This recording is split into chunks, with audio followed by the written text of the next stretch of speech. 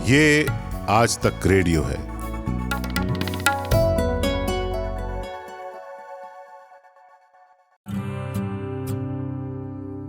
चलिए आपको सुनाता हूं आपकी ही कहानी। शुरू करते हैं नई कहानी का नया सफर।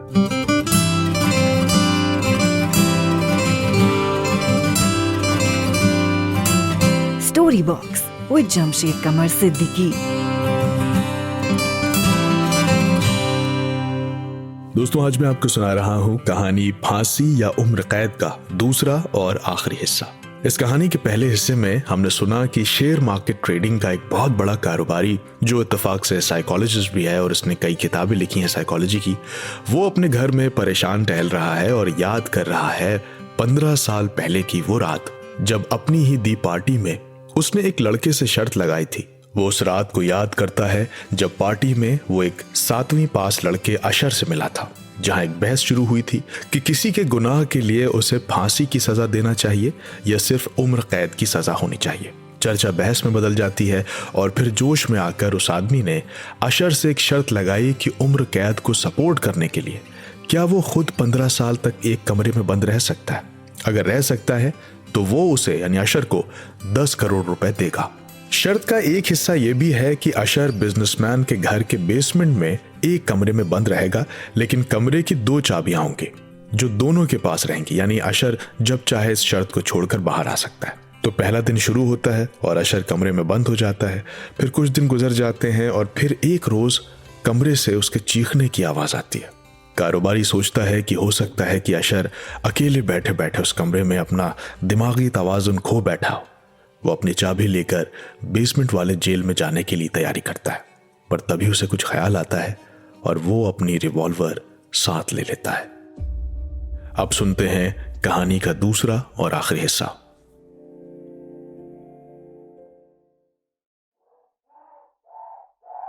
अशर के कमरे से चीखने की आवाजें तेज हो रही थीं। वो कभी गुस्से में चीखता और कभी रोने लगता था, कभी कोई सामान उठाकर दरवाजे पर मारता। मैं संभलता हुआ उस कमरे के पास पहुंचा। वो बेसमेंट के धुंधलके में किनारे की तरफ बना हुआ एक कमरा था, जहां न कोई आहट थी न कोई रोशनी। एक लोहे का काला दरवाजा था जो कमरे पर कसा हुआ था। मैं उस कमरे के पास पहुंचा। कमरे से आवाजें आ रही थी, चीखने की, रोने की। मैंने अपनी कमर में लगी हुई रिवॉल्वर को छूकर चेक किया। बंदूक मैंने क्यों ली थी? क्योंकि मैंने साइकोलॉजी की पढ़ाई की थी और मैं जानता था कि जो शख्स एक ही जगह पर कई महीनों के लिए बंद हो, वो अक्सर अपना दिमागी तवाजुन, अपना मेंटल बैलेंस खो देता है। उसे उन सब लोगों पर गुस्सा आता है जो आजाद हैं। और मैं तो अशर की गुलामी की वजह था। ये बहुत मुमकिन था कि अगर मैं दरवाजा खोलूं ये चेक करने के लिए कि वो ठीक है या नहीं, तो वो मुझ पर हमला कर दे। वो अपने हाथों से मेरा गला दबा दे और भाग जाए। आजादी से बढ़कर इस दुनिया में किसी के लिए कुछ भी नहीं होता। अशर, अशर तुम ठीक हो? मैंने आवाज दी तो अंदर से रोने की आवाज रुक गई। तुम अगर चाहो तो अभी इसी वक्त बाहर आ सकते हो, या मैं अंदर आ जाता हूं। मैं अपनी चाबी साथ लाया हूं। बोलो, खत्म करिए खेल। हार मानते हो? नहीं, अंदर मत आइएगा आप। अंदर से अशर की घुटी घुटी आवाज आई। ये शर्त जारी रहेगी। मैं बस चीख कर और रोकर अपने अंदर का गुस्सा, दर्द और फ्रस्ट्रेशन निकाल रहा था। ये शर्त जारी है और जारी रहेगी। मेरे चेहरे पर मुस्कुराहट आ गई।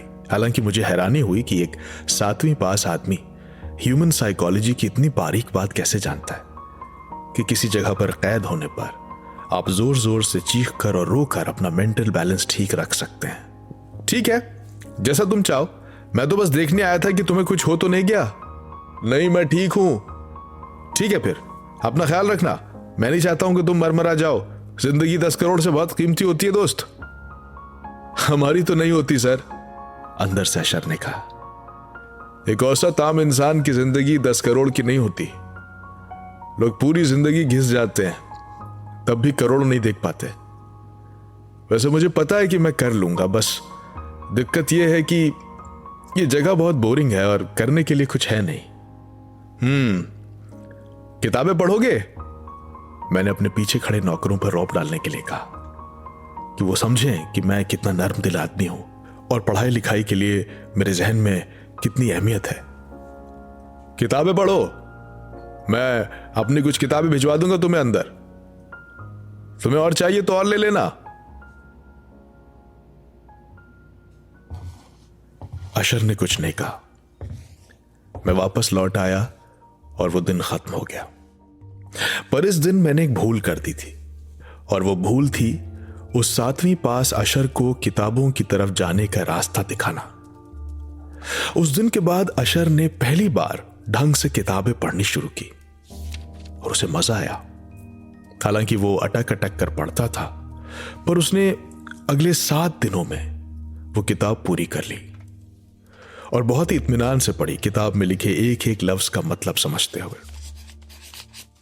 कुछ दिन गुजरे कि उसने एक दराज से एक चिट्ठी बाहर भेजी। जिस दराज से खाने की थाली अंदर सरकाई जाती थी, उसमें लिखा था, क्या मुझे कुछ और किताबें मिल सकती हैं जो थोड़ी आसान जबान में लिखी हो? मुझे किताबें पढ़ना अच्छा लगने लगा है। मैंने नौकरों से कहा कि कुछ और किताबें दे दी जाए और अपने सारे दोस्तों यारों को और वो सारे लोग जो उस दिन पार्टी में मौजूद थे, उन्हें मैंने बताया कि भाई देखिए मेरी दरिया दिली कि एक आदमी को बंद किया है, ऊपर से उसे किताबें भी दे रहा हूं ताकि वो समझ सकें कि मैं तालीम का कितना बड़ा पैरोकार हूं। खैर, किताबें पहुंचा दी गई। फिर कुछ महीनों तक उसकी कोई चिट्ठी नहीं आई। फिर उसने एक और चिट्ठी भेजी और कुछ किताबें मांगी। फिर कुछ महीनों के बाद और किताबें, और वो खत में यह भी नहीं लिखता था कि आसान भाषा वाली किताबें चाहिए। वक्त बीतता रहा, 2 साल गुजर गए। लोग मुझसे पूछते थे कि कैसी कट रही है, तो मैं कहता था, अरे अभी 2 ही साल हुए, अभी तो बहुत लंबा टाइम बाकी है। जोश जोश में हाँ कह गया लड़का, मैं तो बस उसे सबक सिखा रहा हूं जिंदगी का, और क्या, कौन सा वो 15 साल रह ही लेगा, अरे भाग खड़ा होगा देखिएगा कुछ दिन में। लेकिन ऐसा था नहीं। 3 साल तक आते आते अशर अब संभाल गया था। खूब किताबें पढ़ता और अंदर बैठा रहता। उसने शराब और तंबाकू मांगना भी बंद कर दिया था, बल्कि उसने खत लिखा था, उसमें उसने कहा था, शराब मुझे नहीं चाहिए, क्योंकि शराब पी लेता हूं तो एक बहुत मजबूत ख्वाहिश होती है कि मैं बाहर निकल जाऊं, और तब खुद को संभालना मुश्किल होता है। और तंबाकू इसलिए नहीं चाहिए क्योंकि जब बंद कमरे में एक बार तंबाकू जलाता हूं तो वो धुआं से भर जाता है। मुझे आप कुछ और किताबें भेज दीजिए, फिलॉसफी की किताबें भेज दें तो बहुत मेहरबानी होगी। इस तरह अशर ने किताबें पढ़ना शुरू की।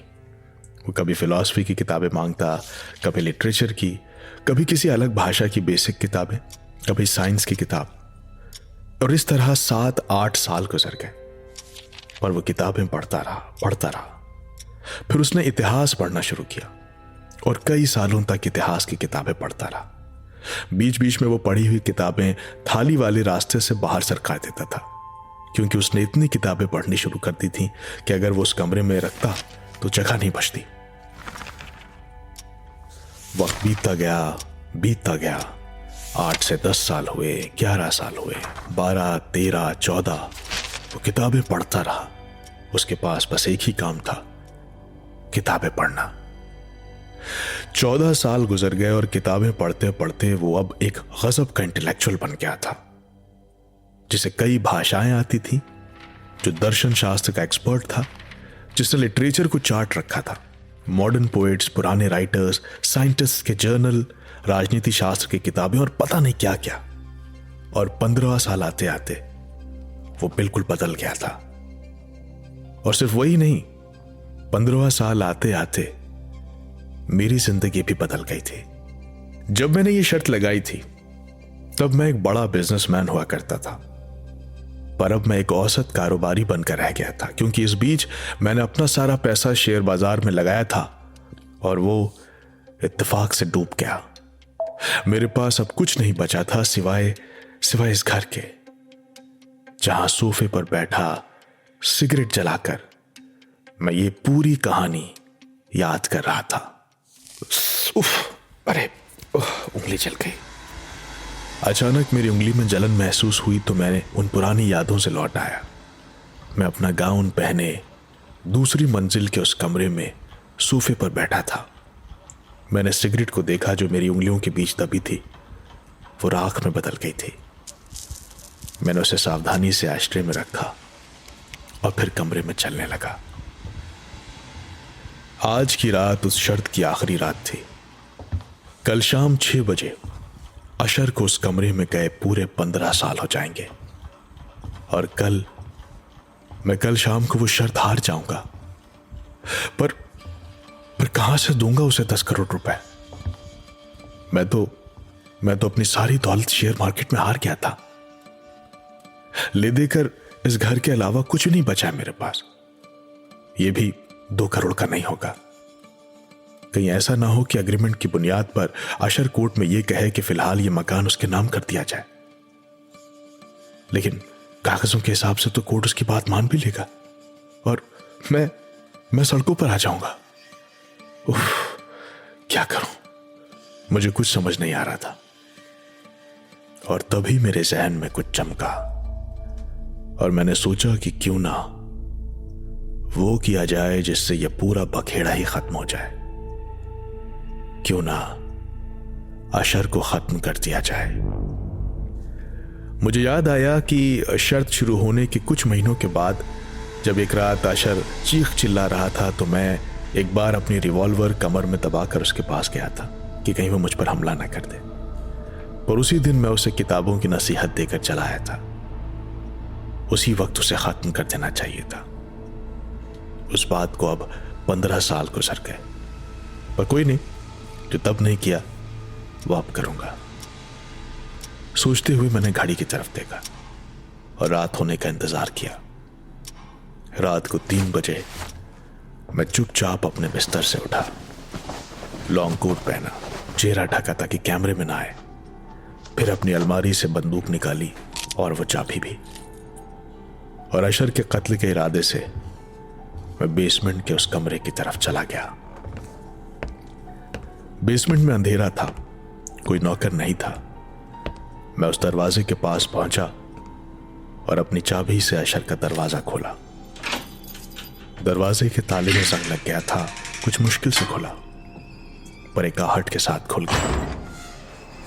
मैंने दरवाजा अंदर ढकेला तो एक अजीब सी महक मेरे नथनों में भर गई। मैंने उस हल्के अंधेरे कमरे को गौर से देखा। कमरे में हर तरफ किताबें ही किताबें ढेर थी। खुली किताबें, बंद किताबें, नीचे गिरी हुई, बिस्तर पर पड़ी, फर्श पर पैर रखने की जगह नहीं थी। एक किनारे एक मेज लगी थी जिससे सटी हुई कुर्सी पर अशर बैठा था, मेरी तरफ पीठ करके, और वो मेज पे झुका हुआ था और एक खुली हुई किताब पर उसका सर टिका हुआ था। शायद किताब पढ़ते पढ़ते वो सो गया था और 15 सालों में उसे इसकी आदत भी हो गई थी कि वो बैठे बैठे पढ़ते पढ़ते सो जाता था। मेरी नजर सामने दीवार पर लटकी उस चाबी पर भी गई जिसे अशर ने 15 सालों तक नहीं छुआ था। मैं सावधानी से उसके करीब पहुंचा और अशर की तरफ देखा। उसने एक मैली सी बनियान पहनी थी और उसके बाल कंधों तक थे, पर वो बहुत उम्र दराज लग रहा था। उसकी खाल ढीली हो गई थी। ऐसा लगता था जैसे वो अपनी उम्र से 2 गुना हो गया है। मैंने दाएं बाएं देखा और अपनी कमर में लगी रिवॉल्वर को बाहर निकाला। मैं उसके पास पहुंचा ताकि सर से सटा के गोली मार सकूं, ताकि उस हल्के अंधेरे में निशाना सही लगे और उसके बचने का कोई चांस ना हो। मैं कदम बढ़ाते हुए उसके पास पहुंचा तो नजर मेज पर गई। उसी किताब के ठीक बगल में कागज रखा था जिसकी लिखावट ताजा थी। मेरी नजर कागज पे गई तो मैंने उसे उठाया और उसे गौर से देखा। वो एक खत था जिसे पढ़कर मैं हैरान रह गया। उस खत में लिखा था, आज एक बहुत खास दिन है क्योंकि आज मेरी गुलामी का आखिरी दिन है। कल मैं इस 15 बाय 20 के कमरे से आजाद हो जाऊंगा। इस कमरे में रखा एक बिस्तर, 2 प्लेटें, 1 गिलास, एक पंखा, एक मेज, कुर्सी और अनगिनत किताबें।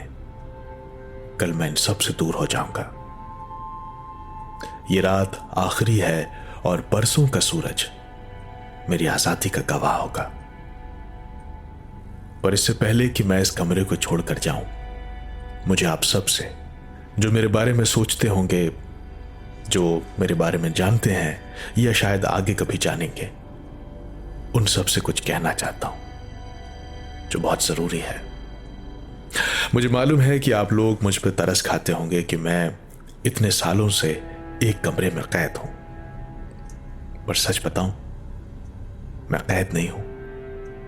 ये जो किताबें मेरे आसपास बिखरी हैं, इनके जरिए मैं दुनिया की सबसे खूबसूरत जगहों पर घूम कर आया हूं। मैंने दुनिया की सबसे हसीन औरतों के साथ मोहब्बत की है। मैं अलास्का की बर्फीली जमीन पर दौड़ा हूं, मैं रेगिस्तान की तपती जमीन पर चला हूं। मैंने दुनिया के उन जंगलों में उगे अनोखे फलों को चखा है जिनका जायका तुम लोगों को नहीं पता। मैंने इतिहास में लौटकर उन हस्तियों के साथ बात की है जो अब कभी नहीं लौटेंगी। मैंने उन किताबों के जरिए 8 जबानें सीखी हैं जिन्हें मैं फर्राटे से बोल सकता हूं। मैंने साइंस के सिद्धांत पढ़े हैं, ईश्वर को समझा है, मौत से मुलाकात की है। और ये सब पढ़ने के बाद मैं तुम लोगों से कहना चाहता हूं कि यह सारा ज्ञान बेकार है, यह सारा इल्म फजूल है, यह दुनिया फर्जी है और तुम्हारा वजूद सिर्फ एक सपने की तरह है। तुम एक दिन आंख खोलोगे और जान पाओगे कि तुम जो देख रहे थे वो सब झूठ था। मैंने तुम लोगों की लिखी हुई किताबें पढ़ी हैं और अब मैं तुम सबसे ज्यादा पढ़ा लिखा हूं, ज्ञानी हूं, आलिम हूं। और मैंने ये जाना है कि ये दुनिया सिवाय एक छलावे के और कुछ भी नहीं है। तुम सब झूठे हो, अच्छे कपड़े पहनकर एक दूसरे को और खुद को धोखा देते हुए। तुम किसी ऐसी चीज को ढूंढ रहे हो जिसकी तुम्हें जरूरत भी नहीं है। मैं धिक्कारता हूं तुम्हारी इस शहरी दुनिया पर, जहां तुम जानकारी को इल्म कहते हो। मेरा मन इस दुनिया से बाहर गया है। मैं ठोकर मारता हूं तुम्हारी इस बसाई हुई दुनिया और उसके नियमों पर। और तुम चाहे जितना ज्ञान जमा कर लो, चाहे जो भी बन जाओ, सब बेकार है, क्योंकि एक दिन मौत तुम्हें इस दुनिया से ऐसे गायब कर देगी जैसे तुम कभी थे ही नहीं। यह सब एक छलावा है। तुम जी रहे हो क्योंकि तुम पैदा हुए, और वैसे जी रहे हो जैसे तुम्हें समझाया गया। पर मैं ऐसे नहीं जीऊंगा। मुझे तुम्हारी इस दुनिया में कोई दिलचस्पी नहीं है, और इसीलिए मुझे यह शर्त नहीं जीतनी। मुझे तुम लोगों से कुछ नहीं चाहिए, इस शर्त की जीत भी नहीं, पैसे भी नहीं। कल शाम को 6 बजने से ठीक 5 मिनट पहले मैं अपनी चाबी से दरवाजा खोलकर इस कमरे से बाहर चला जाऊंगा, ताकि मैं ये शर्त हार जाऊं। कागज मेरे हाथ में कांप रहा था। अशर अब भी मेज पर झुका हुआ था। मैं क्या समझ रहा था और वह क्या निकला। खुद पर शर्म आई मुझे। मैंने कागज को वापस वहां पर रख दिया और मैं वापस चला आया। कुछ देर के बाद मैं अपने बिस्तर पर लौट आया, लेकिन अशर के खत में लिखी ये एक एक बात मेरे जहन में हथौड़े की तरह बज रही थी। उसी खत को पढ़कर ऐसे लगा जैसे मैंने सैकड़ों लेखकों, प्रोफेसर्स और इंटेलेक्चुअल्स को घंटों तक पढ़ा और सुना है। उसकी हर बात मेरे जहन में गूंज रही थी। एक पल में ऐसा लगा जैसे सब कुछ बेमायने है। वो 15 साल पहले वाला 7वीं पास अशर अब दुनिया का शायद सबसे ज्यादा पढ़ा लिखा आदमी था, और उसकी हर बात हमारी दुनिया की रंगीनियों को, हमारी जिंदगी के झूठ को, हमारी खोखली फिक्रों को नंगा कर रही थी। अचानक मैंने महसूस किया कि मैं जिस फिक्र में कई हफ्तों से परेशान था कि कंपनी डूब गई है, मैं क्या करूंगा, मेरा भविष्य क्या होगा, ये सारे सवाल अचानक मुझे बेमायने लगने लगे। उम्र कैद और फांसी से शुरू हुई वो बहस जिंदगी पर खत्म हो गई थी। अगली शाम मैं अपने कमरे में लगी स्क्रीन पर नजर गड़ाया था ठीक 5:55 पर दरवाजा खुला। दाढ़ी बढ़ाए अशर मैले कपड़ों को झाड़ता हुआ बाहर आया। उसने एक अंगड़ाई ली और चुपचाप गेट से बाहर निकल गया। उसके जाने के बाद मैं उसके कमरे में वापस पहुंचा और उसकी वो चिट्ठी जो मेज पर रखी थी उसे उठाकर सावधानी से अपनी जेब में रख लिया। और उस दिन के बाद से अब तक अशर का कोई पता नहीं चला। वो कहां गया कोई नहीं जानता।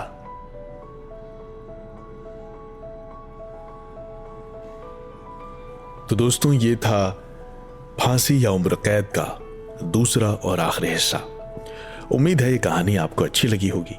अगर आपको अच्छी लगी है और अगर आप स्पॉटिफाई या एप्पल पॉडकास्ट पर हमें सुन रहे हैं तो हमारा एक काम कीजिए।